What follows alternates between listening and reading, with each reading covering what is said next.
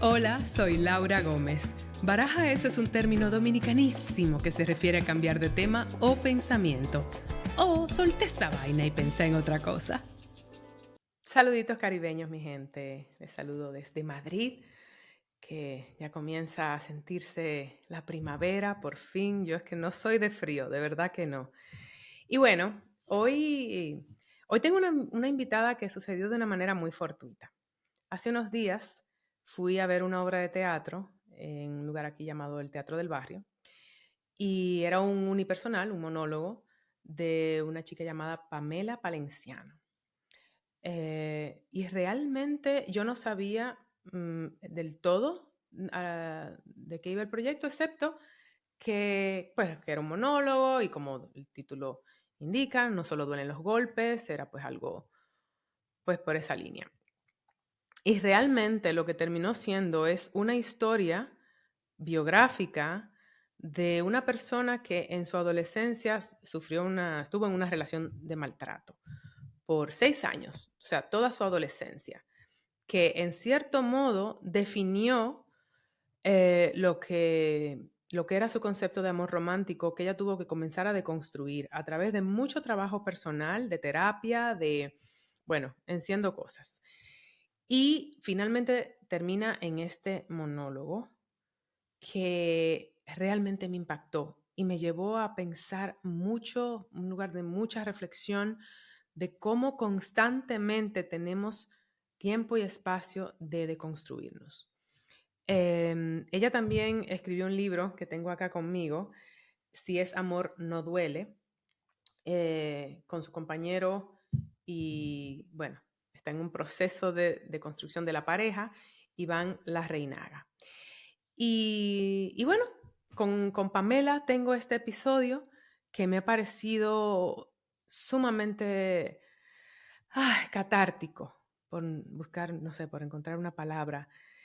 Catártico porque creo que nos encontramos, la vida me hizo este regalo de presentarme a Pamela en mi vida, porque es una guerrillera, pero también es una persona que lleva muy humildemente su rol de activista, de feminista, de artista. Ella viene más allá, ella viene a dar un mensaje y lo hace de una manera muy generosa. Y me ha encantado esta conversación con ella, así que les invito a escuchar a continuación mi conversación con Pamela Palenciano. Hola Pamela.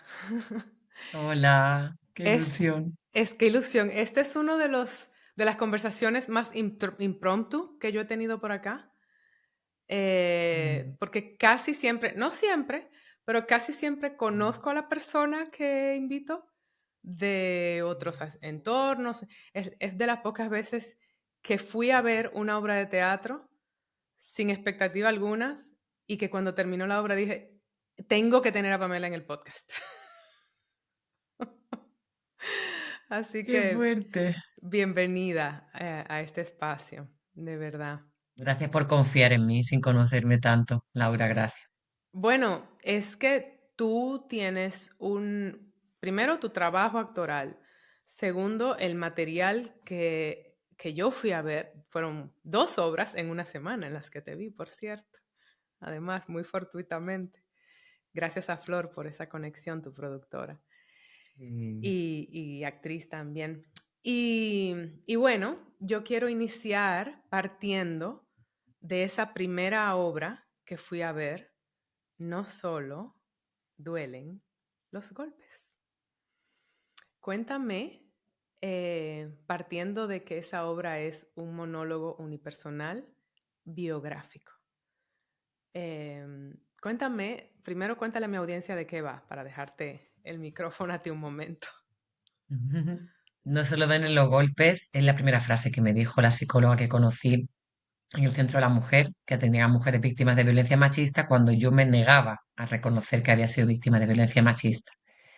Este monólogo cuenta mi historia de cuando me enamoré la primera vez con 12 años, de mi primer novio que tenía 14, y a través del humor y la ironía y del drama y otras técnicas que ocupo para hacerlo más digerible, Mm. cuento el amor tan patriarcal y tan triste que estamos enfrentando en el mundo de hace 21 siglos, ¿no? Y por qué nos estamos amando tan mal, la verdad. Sí, porque lo que yo recibí de esto es lo normalizado que tenemos el amor tóxico, la toxicidad en las dinámicas. Y a mí me encanta que tú lo abarcas yendo atrás en el tiempo, pero interpretando a diferentes de estos Mm, personajes, incluyendo a tu maltratador. Pero es muy peculiar porque eran muy chiquitos también. Entonces, mm. ¿cuánto tiempo tú duraste en esa relación? 12 años, Pamela, o sea, chiquitinita. Yo tenía 12 y él 14 y estuvimos juntos 6 años. Ahora Mm, cuando le cuento esto a los adolescentes me dicen, uy, maestra, ¿cuánto tiempo? Porque los adolescentes ahora no se comprometen tanto tiempo, no están 6 ujú, años. Lo peligroso de la velocidad de ahora, como todo en este últimos 15 años del mundo, que va todo más rápido, 20 años, mm, es que lo que me hacía a mí un maltratador en 6 meses, ahora un maltratador te lo hace en un mes. ya, Entonces la velocidad de la violencia es muy grande. ya. Sí, Y como cuando fuiste a esa terapeuta, porque vuelvo y te repito, lo de la edad creo que da mucho contexto. Eh, sí. ¿cómo, cómo, cómo utilizamos los términos de manera, dando el contexto del lugar, de que no es lo mismo un chico de 14 años a un chico de 24? Porque probablemente haya patrones, haya cosas que igual pueden mejorarse y cambiar, que me imagino que también es lo que estás tratando de hacer con tu trabajo, Claro, ¿sí? o sea que sí que hay muchos aspectos en común de los Mm, maltratadores más jóvenes a los maltratadores más mayores, mm, pero creo que es más fácil y más rápido cuanto antes se le agarre al jovencito mejor. Igual nosotras, ¿no? Cuando ya llevamos 3 relaciones violentas y que nosotras le llamamos tóxica, al llamarle tóxico, al llamarle... y es como le estás poniendo un nombre que no es, pues te da miedo decir esto es una relación violenta, porque mm, yo tengo miedo de su reacción, ¿no? Entonces sí que es verdad que había una cosa en nuestra identidad, en mi identidad, que quedó muy marcada porque me agarró muy chiquitita, eso es verdad. Pero luego yo hablo con otras mujeres adultas que en común han vivido también situaciones de violencia y se parecen ciertas cosas que se nos quedan como secuelas, porque hay varias secuelas que se quedan para toda la vida. Aunque sí, vayas a terapia y se sanan, pero tienes como en tu corazón como el símbolo de no solo ver los golpes, es un corazón con tiritas. sí. Es Las tiritas que, están puestas. claro, esta obra me llevó a un lugar de mucha reflexión. No he parado, que creo que también es una de las cosas bonitas que evoca, ¿no? Como necesito pensar sobre esto, porque ¿a qué edad fuiste tú a terapia y te enteras de que estuviste en una relación violenta? A los 21, a mis 21 años, Ah, cuando yo empecé el tempranito. camino terapéutico que llevo, sí, sí, sí, Mm, como acabé con él a los 18 y estuve 3 años hasta que reconocí que era víctima de violencia, pero me gusta mucho que diga lo de que la obra invita a reflexionar, porque ese siempre ha sido mi intención cuando empecé, que ojalá a mí me hubieran hecho reflexionar y pensar qué tipo de relación tenía. O sea, que mm. objetivo logrado, porque por eso mucha gente viene a ver no solo viene los golpes más de una vez, porque la siguiente vez que va, reflexiona sobre otra cosa, porque es mucha información en poco tiempo. Yo hablo andaluz, que hablo muy rápido, también lo reconozco, que soy del sur y hablo más Yo rápido, soy entonces, caribeña, somos hermanos de los andaluces. somos así. Entonces, sí, todo eso es importante verlo alguna que otra vez Sí. para poder reflexionar, para luego ya entrar al camino de sanar. Porque una cosa es que a ti la obra te toque aquí, Mm. reconoces cosas, pero mi idea es abrirte una puerta, abrir una ventana para que empiece un camino de sanación. ¿Cuándo te pusiste manos a la obra con este proyecto? En 2003 empezó como una exposición de fotos. Yo no podía Ah, decir ni el nombre de mi ex, decía mi ex, no decía Antonio, ¿no? Porque era la vía artística que más me gustaba en ese momento, que eran las fotos. Porque mi psicóloga me dijo, bueno, pero te encuentras algo artístico para hacer. Y es que a mí, yo, el arte, ¿qué es? A mí las fotos, pero yo en ese momento ni conocía el teatro ni nada. ¿en Y entonces serio? empecé por ahí, sí, O fue un sea, ejercicio espera, terapéutico. yo estoy pensando que tú eras actriz consagrada y entonces ya comenzaste a hacer esto. Caíste al arte a raíz de esto. Sí, Ok. cariño, sí, sí. Ujú. Y yo descubrí el teatro en El Salvador, que yo llevaba con No Solo Ven los Golpes como unos 9 años, Como que lo exhibición hacía taller. fotográfica. Sí, exhibición fotográfica, taller. Yo llegaba a los institutos con las fotos puestas, luego las puse en PowerPoint, pasando la foto y contándoles mi historia. Pero claro, de tanto contarlo y que yo en El Salvador descubrí el teatro y el teatro empezó a ayudarme a alejarme de eso, no alejarme de estar yo con la... Por eso el ritual de esta ropa es otra ropa, no es la ropa que ocupo para el monólogo. Yo antes entraba y eso me hacía daño, claro. No Claro. tenía distancia para elaborar el recuerdo y me estaba haciendo daño. Y ahora lo habitas como un personaje, claramente. Eso es, Ujú. eso es. Sí, que es un personaje que somos muchas o que son muchos, porque puede, porque no, ser del otro lado, son menos. A mí me encanta Claro, esa no, la parte de Antoñita, ¿no? Del final de la obra, cuando hablo de Antoñita, claro. de Antoñita, pero también no, no son todos los hombres, pero casi siempre son hombres. Sí, sí, sí, sí. Pero eso me lleva a distinguir algo que me llamó mucho la atención en tu proyecto y es que hablas mucho del sistema y pones el tema del poder, como pones el brazo arriba, el brazo abajo y del privilegio, ¿no? Mm, Del privilegio y creo que por eso es que son tantos hombres, es porque estamos en un sistema que pone al hombre en un lugar de privilegio desde el momento de la concepción inmaculada, todopoderoso. Y entonces, por supuesto, yo estoy segura que si fuese un hombre, un mundo donde el poder donde sea que el poder lo tenga un grupo, eso está completamente al servicio del privilegio de unos cuantos que no, que lo van a abusar posiblemente por la naturaleza humana. Entonces, partiendo de ahí, también quiero ver cómo abordaste eso de tratar de contar esta historia sin que tu audiencia masculina se aleje de ella a raíz de este sistema. ¿Cómo le Bueno, haces? sí se han alejado, o sea, sí ¿Sí? se han alejado. Si viste en el teatro casi no había hombres, o sea, no vienen tantos hombres a ver el monólogo. Cuando estoy en institutos, los niños están ahí y los Hmm, niños tienen la obligación de estar ahí porque se mete el monólogo como un proyecto desde la clase de ética, de la perspectiva de género, que es curricular, tienen que estar ahí. Y en estos 22 años yo reconozco que me he equivocado muchísimo también con los chicos, hmm, más que con las chicas, evidentemente con que hay mensajes que ellos no han entendido, que se han comido mi rabia, mi enojo, digamos, con el poder, hmm. hasta que empecé a ver mi propio poder, que ahí fue cuando, para mí El Salvador fue un antes y un después, verme como mujer blanca y ver que el sistema genera que las personas blancas tenemos más poder sobre las personas racializadas. Hmm, Luego está la clase, ¿no? Yo como mujer de clase obrera, aunque yo soy de clase autónoma ahora, pero vengo de clase obrera, reconozco que no soy la misma, porque claro, evidentemente yo tengo otra clase social ahora, aunque vengo de clase obrera, pero yo estudié con beca, superé a mis padres en estatus económico, y sí hay que reconocerlo, claro. no es fácil. Entonces, si yo soy capaz de reconocer, estoy en otra clase social, soy una mujer blanca, ahora soy adulta, soy mamá, tengo ciertos poderes, ¿por qué los hombres no hacen ese ejercicio? Pues porque les cuesta, porque se ha naturalizado a que su poder es, han convertido su privilegio en un derecho. Hmm, Ellos, cuando les cuestiona el privilegio, sienten que se sienten atacados en sus derechos como hombres. No lo han sí. entendido. Y Pero creo que también no te lo han entendido tocó, porque hay, sí, pero te tocó sí, ir a un lugar que desafiara tus privilegios. ¿Qué fue eso? ¿Por qué llegaste a El Salvador? claro. Yo, si no llegué a El Salvador, creo que no hubiera tenido este análisis. Tengo muchas amigas mías blancas que tienen amigas racializadas, que tienen, sí, pero no han vivido. Entonces se nota en su discurso que es como, no, pero yo me junto con de Hmm, dominicana, me junto con marroquíes, ya, pero no has vivido.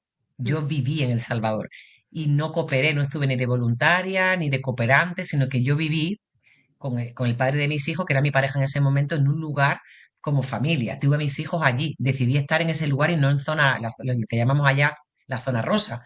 No estuve en zona rosa, yo me vinculaba en los barrios más jodidos de San Salvador, cercanos a pandillas, es decir, con disparos por la noche, que estaba en ese lugar ubicada, que yo como blanca podría haber elegido alquilarme una casa en hmm. una zona más tal, pero yo vivía ahí y trabajaba con la gente de ahí.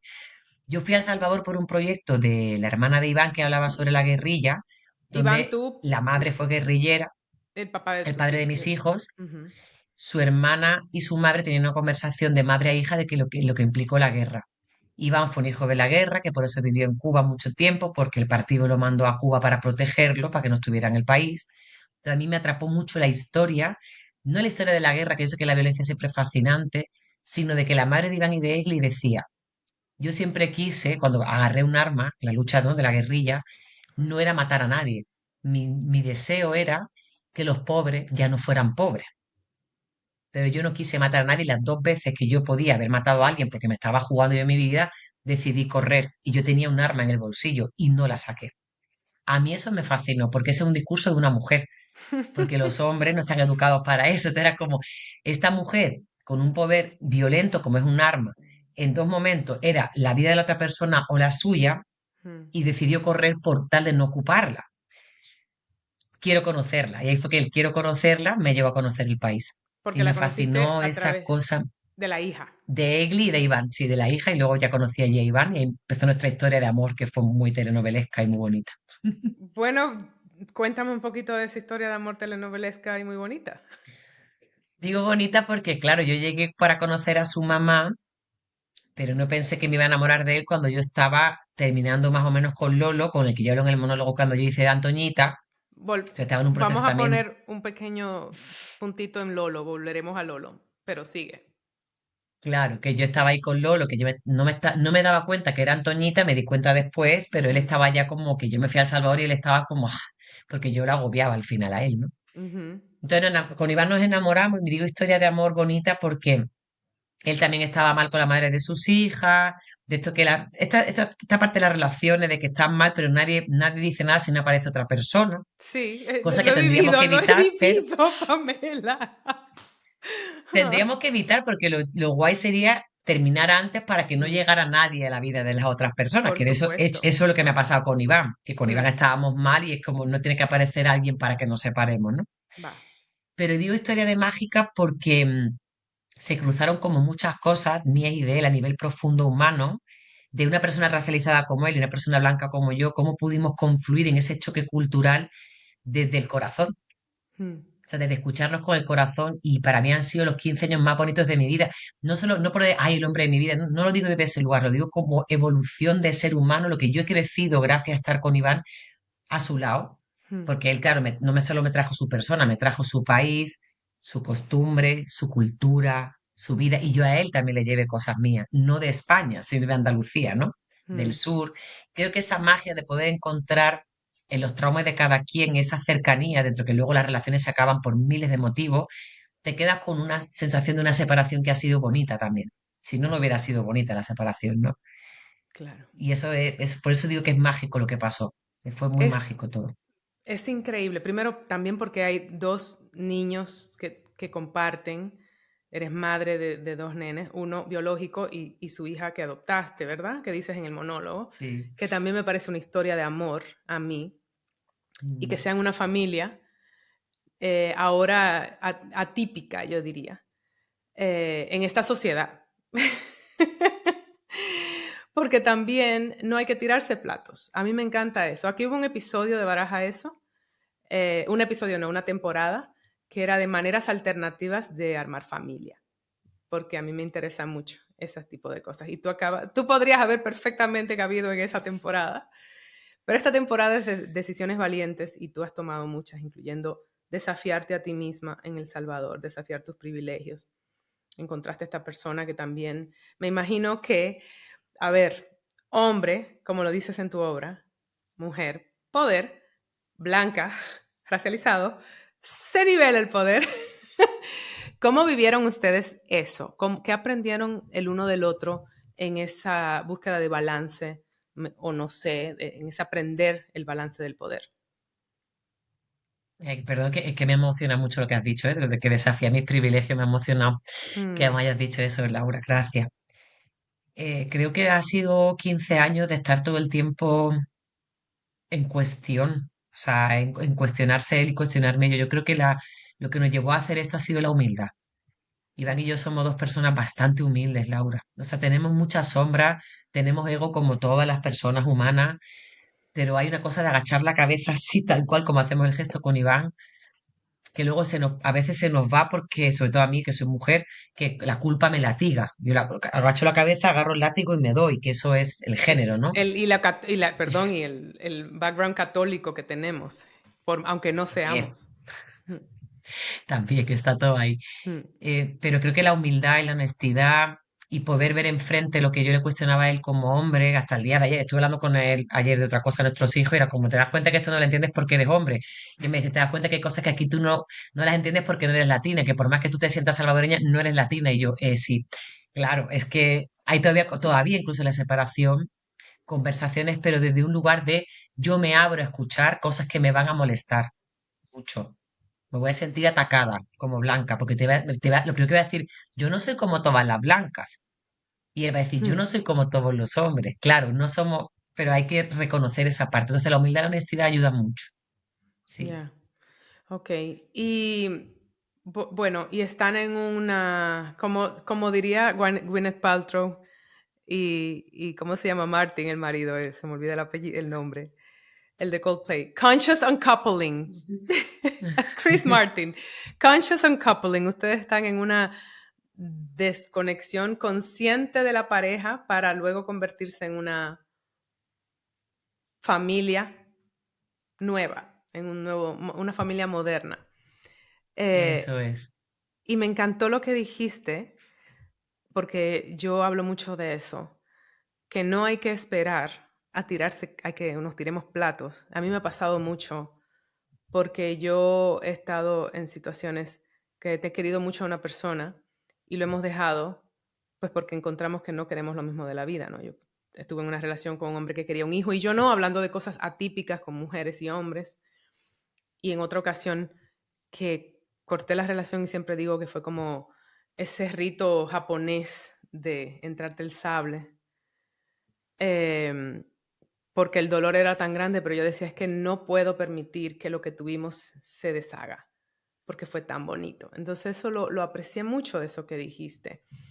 Eh, pero ustedes colaboran profesionalmente también. Sí. Nosotros hicimos juntos el libro de Si ese amor no duele. Míralo Estamos acá. en la misma cooperativa. Sí. Lo tengo Lo acá escribió él. firmado por Sí, Si ese sí. amor no duele. Hermoso. Sí. Sí, hemos trabajado juntos mucho tiempo. Igualmente, parte de lo que yo le digo a mucha gente ahora es que tengan mucho cuidado de trabajar con las parejas, porque lo que a Iván y a mí nos detonó la relación fue el trabajo. O sea, si Mm, hubiéramos hecho colaboraciones puntuales como el libro, por ejemplo, hubiera sido bonito, pero como trabajamos de corrido, que él era mi productor y yo era la del monólogo, ¿no? Esa mezcla donde el tema de los cuidados se quedaba dentro, yo afuera, en fin, que todo eso creo que yo a la gente le digo, podéis colaborar con las parejas, con las familias, con las amigas, pero colaborar, pero trabajar juntos puede ser, sobre todo en la pareja, se detona mucho la relación, pero no hay porque un sales lugar a donde hablar y sales a hablar respirar. de trabajo, Mm, sí, sí, sales a qué hablar de trabajo, interesante. básicamente, Qué interesante sí. observación de alguien que lo vivió. Yo siempre lo he visto de afuera y como siempre me daba miedito. Digo, ay, no, no me parece. Pero me imagino que en esos momentos es también muy enriquecedor y como tú dijiste también es como el camino que toca porque creo que también desafía el concepto de amor romántico que tenemos. Porque una Ay, persona sí. puede estar en nuestras vidas por un propósito de evolución y llegaron a ese espacio ustedes de hasta aquí llegamos. Y me parece tan hermoso que sea consciente la decisión, tan fascinante. Hmm. Y son Sí, yo creo que copadres. eso es lo bonito. Sí, y para nuestros hijos creo que va a ser también un referente dentro te digo que no es perfecto, salen muchas sombras, pero hasta la misma abogada nos decía, es que de verdad ustedes son unos clientes premium, esto no es común, y más en España últimamente con el tema de la custodia, de joder al otro a través de los hijos, que hay tanta, ¿no? Hmm, Decían, es que no es normal y es porque nuestra intención nunca ha sido bañarnos. ¿Qué ha hmm. sido doloroso? Pues claro, Laura, una separación es muy dolorosa, el duelo es horrible, yo no se lo deseo a nadie por más consciente que sea. De hecho, a veces No. yo necesitaba que hubiera otra persona, en plan, para aquí poner el dedo y echarle la culpa a alguien de esto, porque es más fácil cuando hay otra persona decir, es que es con otra, es que está, Eso es ¿no? verdad. Como, Yo he dicho ¿verdad? eso cuando he tenido rompimientos, que muchos de los míos, ¿eh? Son yo, porque yo prefiero no llegar a lo tóxico. Digo, ¡ah! No tengo, simplemente ¿Quién tengo que echarle la culpa? ocupar este lugar incómodo. de no tener a quien echarle la culpa excepto a la vida y decir, es lo que toca. Me parece interesante. Pero también me parece interesante que digas que el duelo no deja de ser, porque tampoco es idealizar ni romantizar. No, eso sí os lo cuento porque sí, no, o sea, el duelo ha sido y está siendo muy doloroso.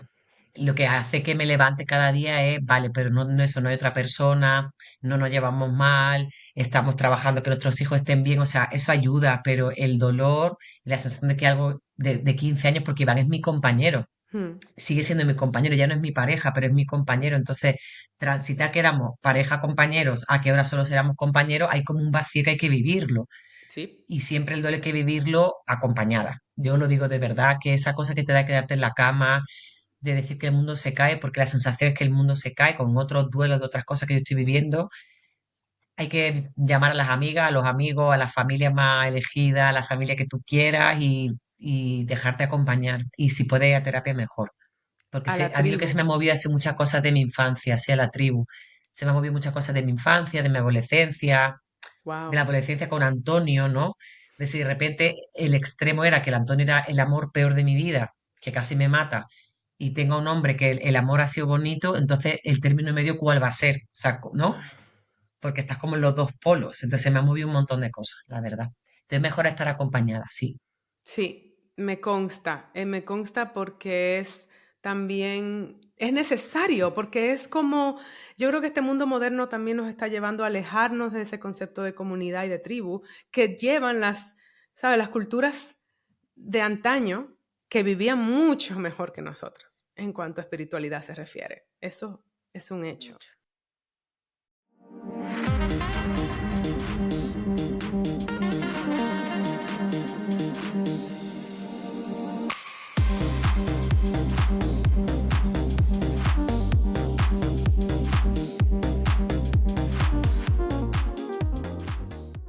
Volvamos a Lolo.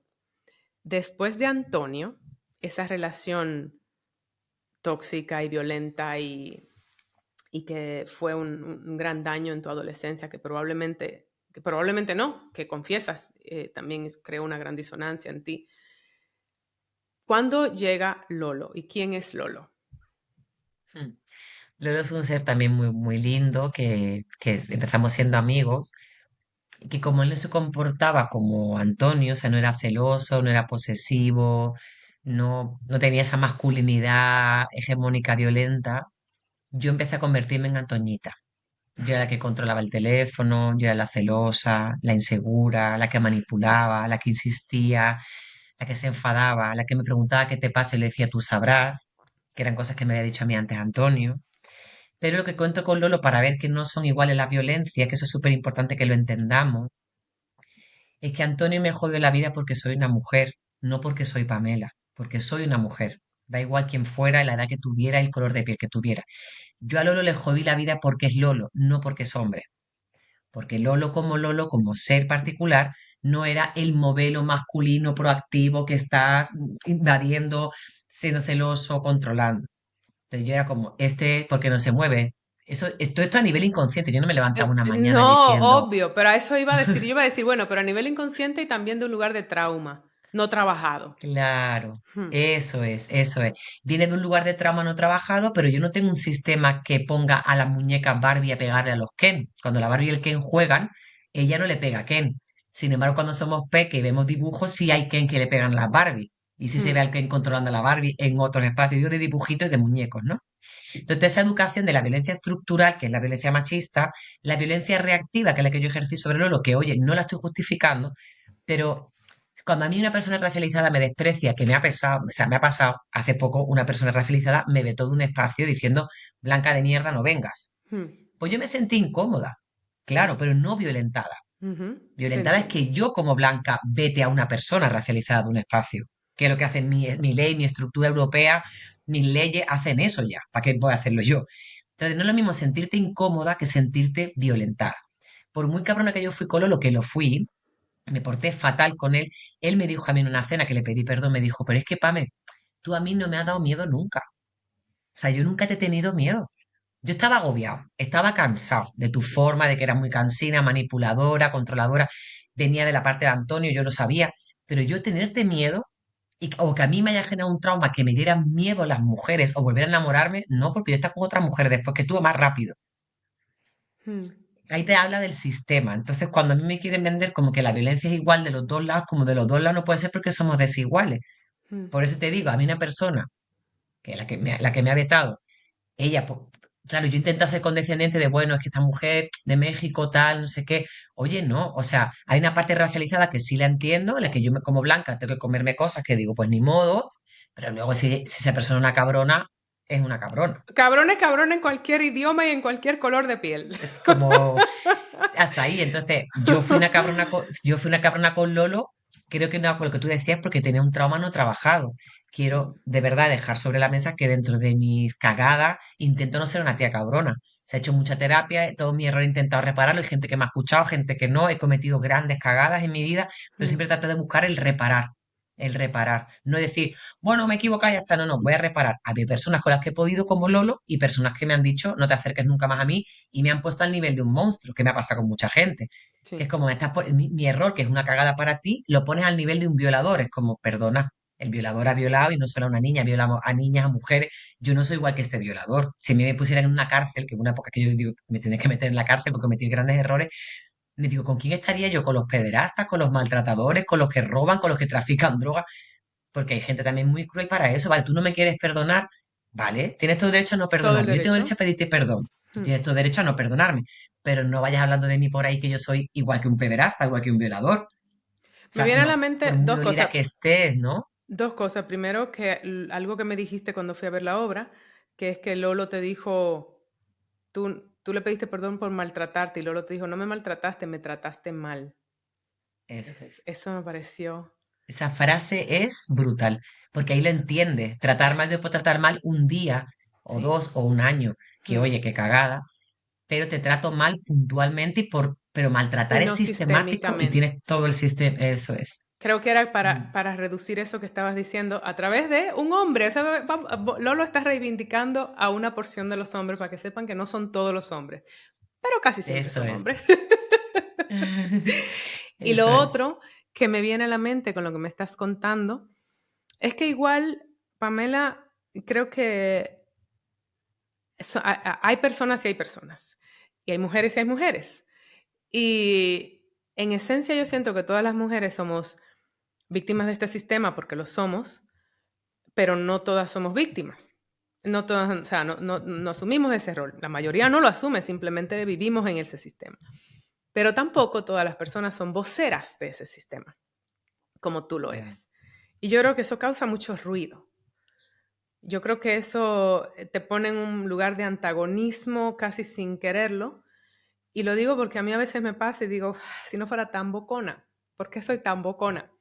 ¿Sabes? Y es bueno porque no nos tocó ese rol, o nos tocó, no sé, si depende de la filosofía de vida que lleves, pero nos pusimos este traje de boconas, y en el caso tuyo Sí. muy activamente, y puedo ver que no, ¿sabes? No está, tú pones un espejo muy de cerca y Mm. probablemente usas términos que duelen oír, porque efectivamente te hacen cuestionarte y no todo el mundo tiene la capacidad de no personalizar lo que tú dices, de que no se trata de ti, de que se trata de algo sistémico, no es que tú eres un privilegiado de mierda, es que en diferentes niveles todos tenemos algún tipo de privilegio por encima de otro y tenemos que tener la capacidad de observarlo, porque incluso yo comento mucho esto entre los inmigrantes, yo soy muy, obviamente como inmigrante que he sido por tantos años en Estados Unidos, acá, tengo esa causa muy cercana a mí y digo, ¿por qué el inmigrante inmediatamente también se participa en demonizar al otro? Porque es como en un lugar de sobreprotección a sí mismo, ¿no? Y de carencia. Entonces miro no sé, incluso nosotros los dominicanos nos maltratan fuera, pero venimos en mi país, maltratamos al haitiano. El puertorriqueño lo maltratan, maltrata al dominicano, el dominicano al haitiano, el haitiano, ¿sabes? Al haitiano de más tono más claro a lo más oscuro. Y así es como raza humana, ¿qué es lo que estamos haciendo?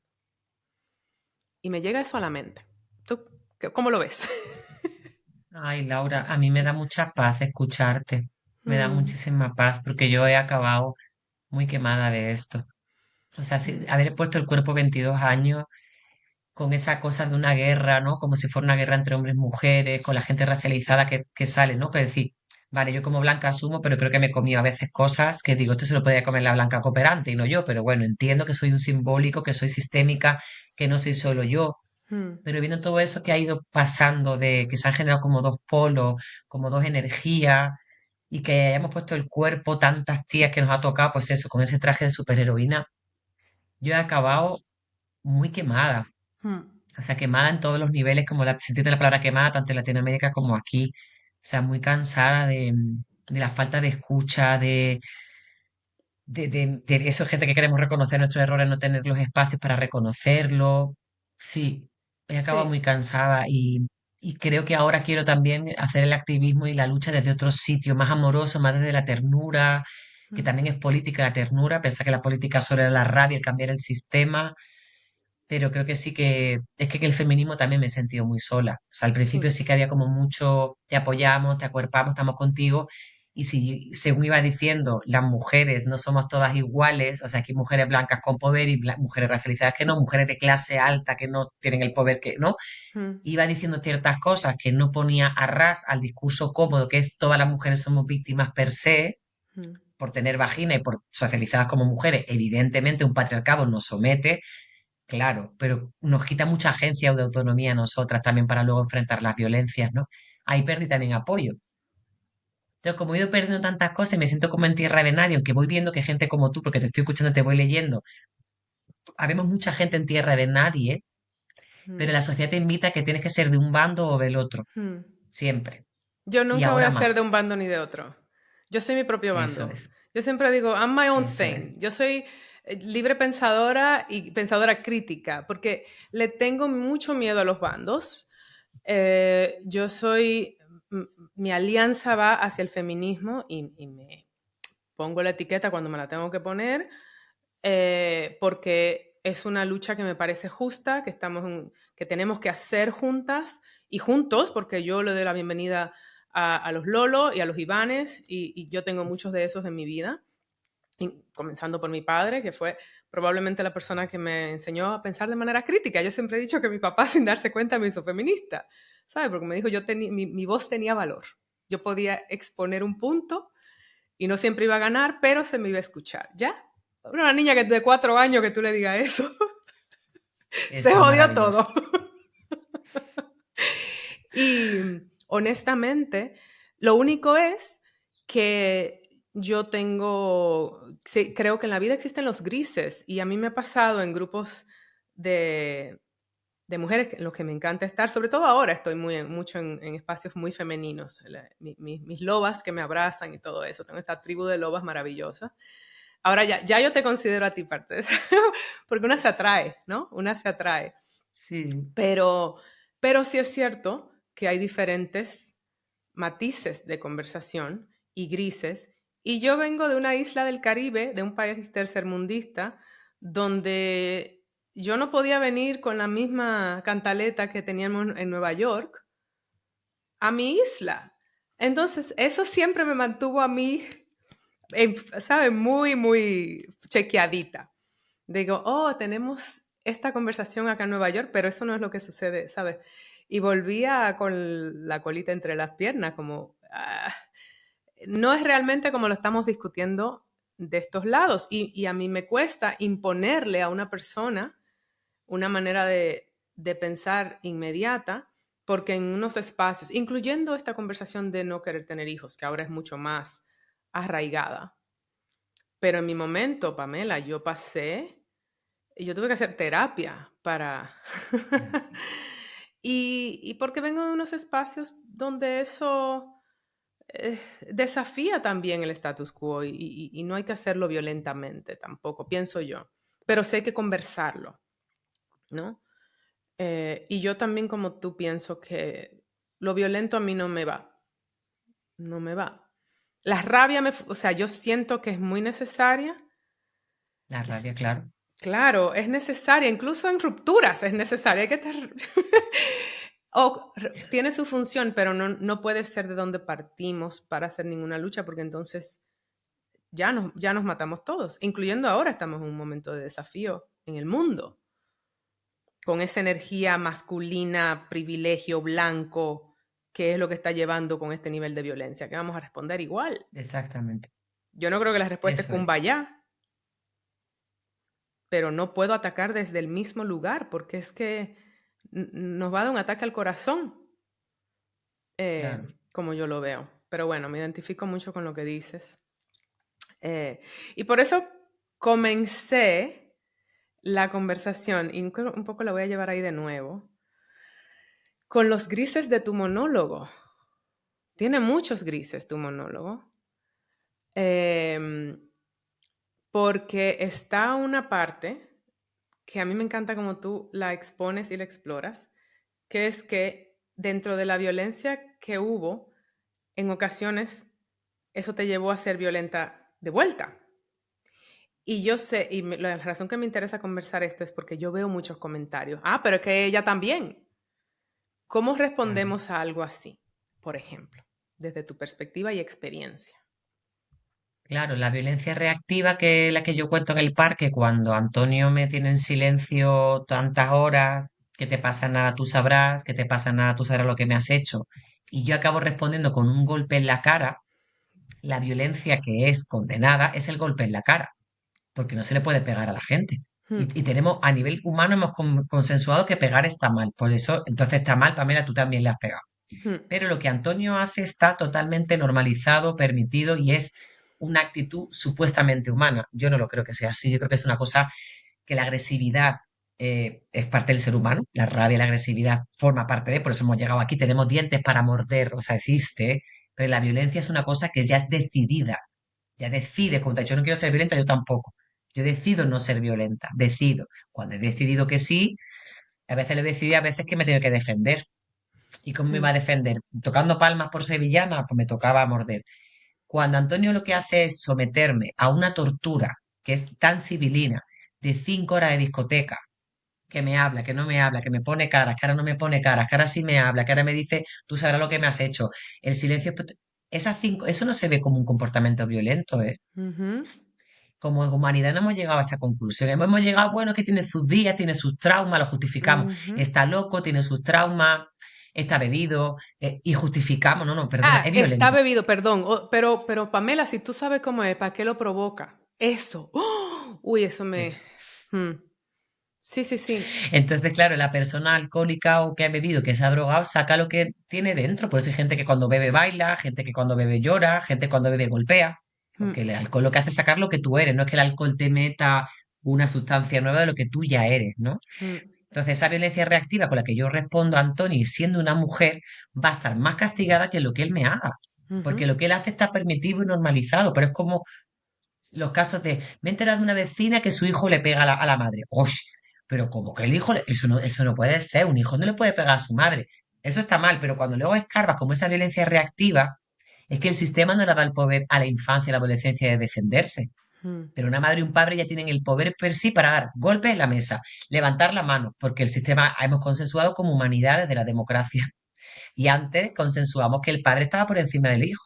Ya está. Si un hijo se revela contra el padre va a ser más noticia. Sí, Cuando una mujer mata a alguien, de repente es más noticia. Cuando las cárceles en el mundo están más ocupadas por los hombres que por las mujeres. sí, Entonces, pero que una mujer se asesina va a estar mucho más criminalizado porque ha roto el rol de género, digamos. sí. Entonces, que yo me defendí con Antonio, sí, que yo de verdad no estoy orgullosa, claro que no, pero es que él me enseñó a ser violenta. Sí, sí, sí. Por Por eso eso luego lo... yo me convertí en Antoñita con Lolo, claro. Y yo, no es que yo creo que ese es un tema gris, es un tema que yo veo que tiene muchas reacciones en comentarios. O sea, las redes sociales, los comentarios ahora son como el circo romano. Sí, Y yo siempre noto que todavía el rol de la mujer es, o sea, como si hay cualquier lugar por donde lo provocamos nosotras, pues lo es. Que no quita que sí, que como seres humanos hay mujeres que tienen comportamientos completamente inaceptables. Yo conozco un par de narcisistas que de y verdad que violento, digo, a sí. ver, que no están exentas. Chao. Que tampoco soy psicóloga clínica, digo, pero yo personalmente como audiencia catalogué a Antonio como un narcisista, o por lo menos conductas narcisistas, Ujú, que también me hizo reflexionar mucho sobre esa edad. Es que yo, 14 años, digo, como ahora ujú. que estaba la serie esta adolescente, De que nos, adolescencia, sí. adolescencia, que nos hizo reflexionar tanto sobre el entorno, la influencia familiar, pero, ¿sabes? Claro, qué conductas son aprendidas dentro de la familia y qué conductas son básicamente permitidas por la sociedad en cuanto a una persona con conducta narcisista tan joven. Eso fue algo que me quedó mucho de tu monólogo, me dejó mucho. Sí, la educación de los hombres, que es mirarse al ombligo, es una educación de mirarse al ombligo, por más que en tu casa, evidentemente, cuando hay un referente de padre, voy a hablar de Iván, claro, que yo digo, este tipo es mi hijo, va a dejar luz. Hmm, Es que, pues si su padre es un tipo, pero pensando en la serie de adolescente y cómo era el papá, su energía ya era demasiado invasiva. O sea, aunque él hmm, no pegara o no tal, su energía como tal, su cuerpo, no es que no puedas estar fuerte, pero el cuerpo, hay algo en tu energía que ocupa un espacio. Y eso es aprendido, no es que el padre que mira solo que su padre le trataba mal, o sea, creo que la serie lo que retrata, y lo que pasa es, joder, son niños educados a mirarse el ombligo, que hmm, como se le vaya un poquito la flapa, se van a convertir en narcisistas, hmm, machistas, hmm. porque el machismo en sí ya es una conducta narcisista, el machismo per se. Sí, Incluso es cuando conducta. nosotras somos machistas, es conducta narcisista. Pero como ya en una base de educación, pues un narcisista tiene ya la base para dar el siguiente paso, que es ya ejecutar sin empatía, Hmm, ¿no? Que lo que nos hace más humanos es la empatía y sí. la comprensión y el conectar con la otra persona. Sí creo que hay una mirada para mí importante que se tiene que diferenciar de un maltratador menor de edad a un maltratador mayor de edad, porque el menor de edad todavía es reparable. Hmm, De verdad, yo le digo en el monólogo que ese Antonio, yo le hubiera dicho con 15 años, tío, ¿qué haces? Que me has violado. Yo siento que ese chaval hubiera reparado la violación hmm, en el momento en que me pasó, que él hubiera tenido las herramientas para reconocer que me estaba violando y yo las herramientas para reconocer que estaba siendo sometida a una violación. hmm, Pero eso todavía ni al día de hoy está. Y hemos hecho 20.000 talleres de sexualidad en el mundo con la gente más joven. Hemos hecho talleres de tu placer, el deseo, no sé cuánto. Pero el porno nos gana. O sea, el porno hmm. nos gana. Y entonces, y el porno Sí, feminista o el porno que es más consensuado o más en la parte erótica, eso es un 5% de Internet. Además, es un wow. porno que es muy exclusivo, pero el 85% está demostrado que es un porno que está hecho, bueno, que te voy a contar, si somos actrices, desde una parte actoral, de una fantasía y una Hmm. que, no, que los niños no creen que sean actrices y actores, sino que creen que realmente son personas que están teniendo relaciones consentidas y que no hay dinero de por medio, ¿no? Que lo que hay es el placer.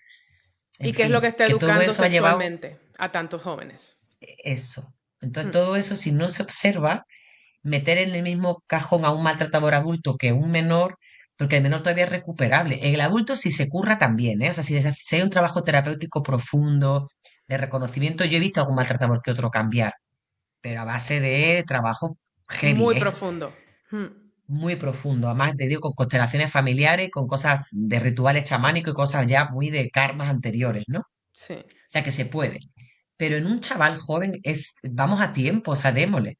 Pongámonos ahí toda la energía, ¿no? Para explicarle a él que esa manera de ser que le pasa en la serie es mucho me miro el ombligo y tiene que ser lo que yo diga, porque estoy educado a eso. Pero eso no pasa a mí, me pasa a mí como española. Mi mirada cultural hacia otras culturas siempre, no, pero esto no tiene que ser así, tiene que ser como mi cultura lo dice.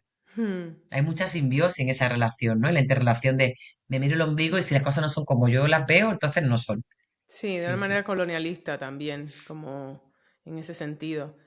Y eso es. eso me lleva, hablando de, de tu país, y otra vez de cómo llevamos esto de que somos boconas, que además de esa obra maravillosa, ese monólogo maravilloso, vi otro que hiciste que se llama Arrancamiento. Y Arrancamiento va mucho más allá porque ya no es tu historia, contando tu historia yendo a algo universal, sino que es yendo de una realidad que yo creo que se vive en muchas partes del mundo, pero tú lo estás contando desde una realidad muy española. Entonces, compárteme un Mm. poco de ese trabajo.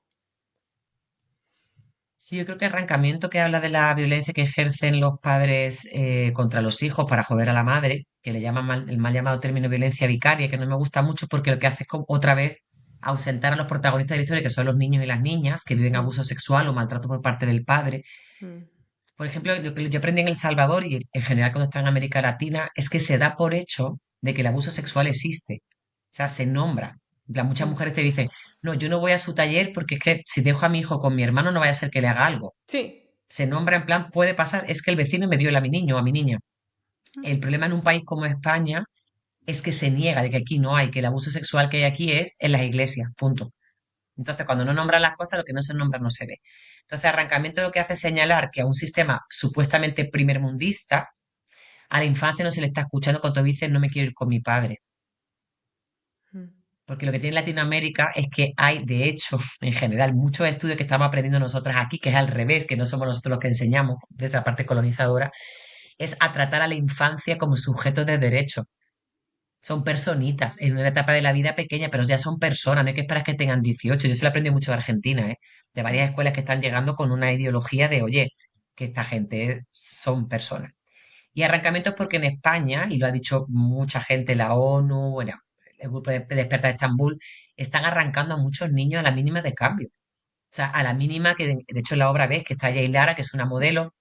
Ojo, también porque es modelo, ¿eh? Que eso también le pasó a ella porque es modelo que porque no avisó de que se cambiaba de ciudad le arrancaron a su hija. Y en el vídeo se ve claramente que ella pudo grabarlo porque tenía tropecientos mil seguidores, tenía altavoz para decir voy a grabar esto. mm. Le arrancan a su hija porque no comunicó que se cambiaba de ciudad frente a un padre que llevaba 15 meses, la niña tomando teta, que él no había visto a su hija. Pero él aprovechó y dijo, ¿cómo puedo seguir jodiéndola a ella? Pidiendo que ahora quiero ver a mi hija. Y se la arrancaron de los brazos. Entonces, el arrancamiento para mí es de verdad la violencia más atroz que yo he visto en mi vida que mi abogada me dijo, hay tres lugares donde el poder patriarcal, colonialista, racista, o sea, opera y que es impune. Y son tres espacios. Las cárceles, los psiquiátricos y el abuso sexual infantil intrafamiliar. Una locura. Digo abuso sexual porque es el extremo, luego evidentemente cuando hay abuso psicológico físico, es decir, cuando un padre maltrata, la sociedad suele apoyar y decir, oye, que no hay que pegarle, pero cuando está el abuso sexual hay un silencio y una impunidad que Mm, deja a las personas rotas. Y cuando digo abuso, no pensemos en el abuso ejecutado con un tocamiento de la mano hacia una parte del cuerpo, no. El abuso es ese aura de poder sexualizada que muchísimos padres, perdón por no decir madres, porque alguna madre hay, pero vuelvo a repetir, una violencia que no es porcentaje estructural, ¿no? mínimo. Ujú, Eso es, que no viene de la estructura. Viene de trauma, de daño y de que es una cabrona y que también seguramente ha sido abusada, ¿no? mm. Que su aura de mirada hacia sus hijos es muy sexual. Y esto decimos, qué locura ya, pero es que se ha normalizado también la sociedad pedófila en la que vivimos.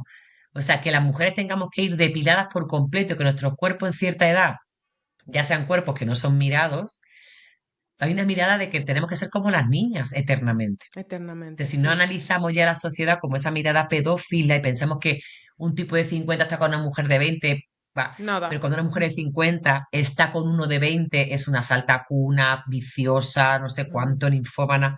¿Ves? Cuando una mujer se sale del canon ya la mm. tachamos, ¿no? Sí. Entonces, bueno, Arrancamiento pone sobre la mesa que un país como España está siendo una vergüenza a nivel mundial, porque es el quinto país del mundo que aplica el SAP, que es el síndrome de alienación parental, que no existe, que se ha dicho ya por la Organización Mundial de la Salud, de que Richard Gardner, aparte que se suicidó, su teoría no tenía validez científica, para que él hablaba de que siempre una pareja que se separa, la madre manipula al menor en contra del padre, y España luego va de estrellita, primermundista, Mm. democrático, que no somos como esos países salvajes. Yo digo, "Pff". Pues fíjate que los países salvajes como El Salvador, yo he aprendido que a la infancia se le escucha, se le escucha. Tu obra, te estoy diciendo que tú me llevaste a unos lugares de reflexión. Yo siempre digo que siempre hay espacio para evolucionar, ¿sabes? Y en alguna que otra ocasión, no en estos extremos sexuales, pero bueno, pero probablemente sí, déjame decirte, voy a reconocer que salí de esa obra pensando, uy, en su momento yo pensé que Mia Farrow había tenido ese síntoma con la hija pequeña de Woody Allen. Y me puso a pensar mucho, porque, claro, esa es toda una historia de también de una figura que uno amaba, que no sé cuánto, que hubo que comenzar a deconstruir y que estamos trabajando en ello. Claro, Pero salí de ahí de pensando, dije él, Laura, todavía hay mucho trabajo que hacer claro. Sí, yo de cuando vi el documental deconstrucción. de Woody, yo también intenté como ponerme, ¿qué pensaría alguien que, como yo, que me gustaba mucho el cine de... ¿Qué pensaría? Yo a ella le dije que yo la vería como mala, a Mia Farrow, pero claro, como yo ya le vi con la mirada de arrancamiento, Mm, lo vi clarísimo lo que había ahí, ujú, clarísimo, en cuanto a su justificación pedófila y, bueno, en fin, toda esa sí. parte que no hemos nombrado porque nos cuesta Mm, y porque las mujeres también estamos construidas para ser rivales entre mujeres mm, y eso no se termina de romper, todavía nos cuesta mucho y los sí. hombres sí han hecho grandes pactos entre ellos. Sí, y ¿sabes qué? También algo que leí con relación al juicio de Pelicot en Francia, que, vamos, que se convirtió en un ícono por lo que hizo, no, le voy a poner ellos son los que tienen que estar avergonzados.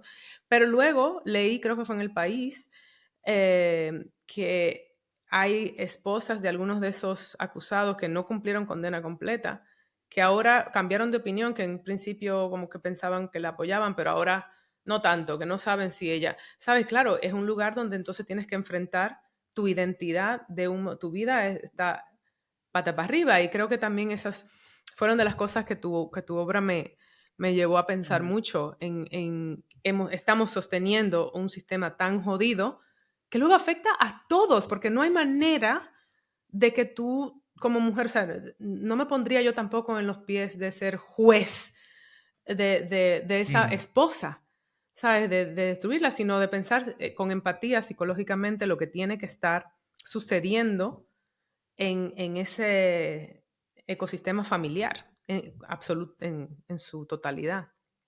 Y, eso es. y decirlo desde el privilegio, porque también una tiene el privilegio de poder elegir amor sano, porque hemos hecho terapia, porque no, ¿sabes? Pero Eso es. tu trabajo me ha llevado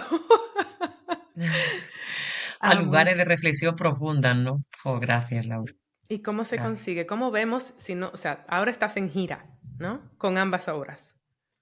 Sí. Siempre estás en giras con estas obras, porque ¿cómo funciona? Sí, ya queda menos, hasta final de año giraré un poquito menos, así que atenta a la página web no solo golpes.com, donde voy colgando todas las fechas de ambas obras, de arrancamiento y de no solo ven los golpes, Mm, pero en el Teatro del Barrio en Madrid voy a estar una vez al mes, todos los meses, con las dos obras seguidas. Además, a mí me encantó lo que tú hiciste de ver primero no solo ver los golpes y luego arrancamiento y en poco tiempo, o sea, como que tuviste poco tiempo para ver una y otra, sí, para que el 10. cuerpo recoja, ¿no? Como la segunda parte, digamos, de no solo ver los golpes. Entonces, en Teatro del Barrio me vaya a ver, pues por ahora una temporada larga, pero sí es verdad que como ya no voy a vivir en Madrid, voy a vivir en Cádiz, tienes que estar atenta a la página web porque voy moviéndome, pero ya menos. Es verdad que abril y mayo voy a estar a full en Cataluña, voy a varios lugares en Barcelona y que no me acuerdo los nombres ahora, Atención, tengo como Cataluña. 4 funciones. Sí, atención Cataluña, ahí voy a estar y gracias por este espacio, ojalá que podáis verlo porque de hecho parte de mi misión en la vida, que en este cambio a Cádiz, también es llevar no solo de los golpes a todos esos espacios de gente que no puede hacer terapia, Laura. O sea, gente que no tiene el privilegio ni el dinero. Mm, Lo hice en El Salvador en su momento, quiero volver a esa parte de mi origen, que ya no es tanto un escenario, un teatro, con todos mis respetos y amor, pero volver a los barrios y a esos lugares donde la gente es que ni va a terapia porque no tiene que porque no. comer, entonces Ujú. no hay manera. Es Y muy creo que triste que llevarles, hasta sí, terapia sea un privilegio, que este espacio es muy pro terapia, pero siempre digo, y si no pueden buscar tribu, ayuda, comentárselo a una amiga, eso, sacarlo del cuerpo, sumamente eso, importante. Entonces, no solo duelen los golpes.com. come. Ok. Y tu página de Instagram también, que es qué.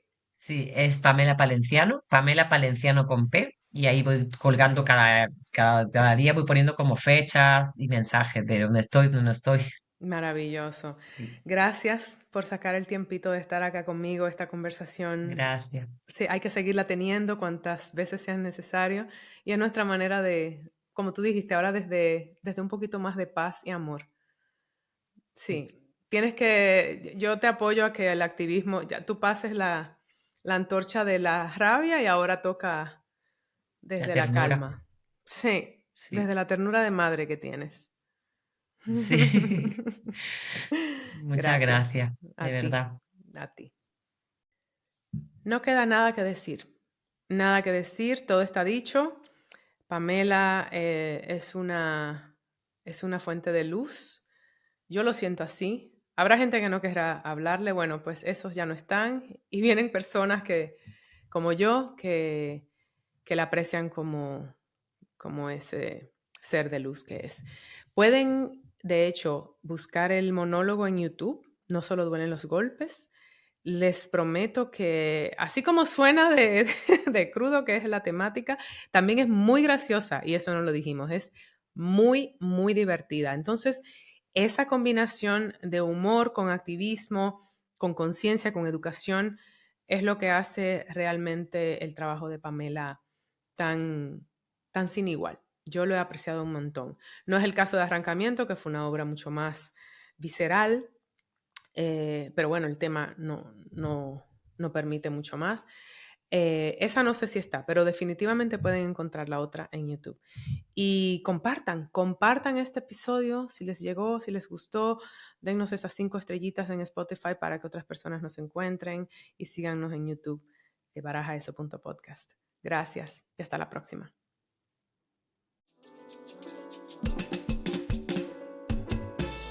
Hola, soy Laura Gómez. Baraja eso es un término dominicanísimo que se refiere a cambiar de tema o pensamiento. O solté esa vaina y pensé en otra cosa.